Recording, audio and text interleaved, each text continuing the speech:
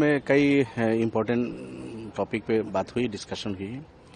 हम लोगों ने ये सरकार का जो मन है तिवारी आयोग, तिवारी कमीशन का जो रिपोर्ट है उसको ले करने का सरकार की तैयारी है। और 83 में जो आसाम में मसाकर हुआ था, खासतौर से नेली और कई जगह आसाम में हजारों लोगों को हत्या किया गया था, इनोसेंट लोगों को मारा। तो उसके बाद जो तिवारी कमीशन बना उसका एक रिपोर्ट अभी तक पब्लिक डोमेन में वो नहीं है। तो बोल रहे हैं कि 87 में उसको प्रफुल्ल महंतो जी के समय में विधानसभा में ले किया था, लेकिन उसका जो कॉपी है इस किसी को नहीं दिया था, उनके पास थे नहीं, जस्ट मौखिक वर्बली बोल दिया था कि इसको हम सबमिट कर रहे हैं, लेकिन किसी के पास है नहीं। अब दोबारा सरकार उसको ले करने की तैयारी कर रही है।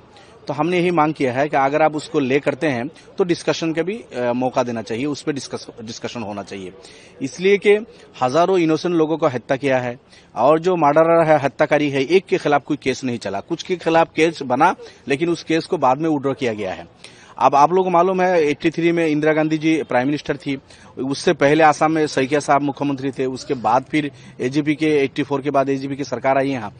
तो ये जो समय है तो इसमें जो लोग भी थे उनको जिम्मेदारी लेना चाहिए और लेना चाहिए था, लेकिन दुर्भाग्य ये है कि इन लोगों ने जस्टिस नहीं पाया।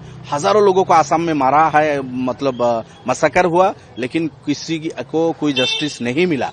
अगर 42 इयर्स बाद सरकार उस कमीशन की रिपोर्ट को ले करना चाहती है सरकार, तो साथ साथ डिस्कशन होना चाहिए। और हमने मांग किया है सीबीआई इंक्वायरी भी दे दे।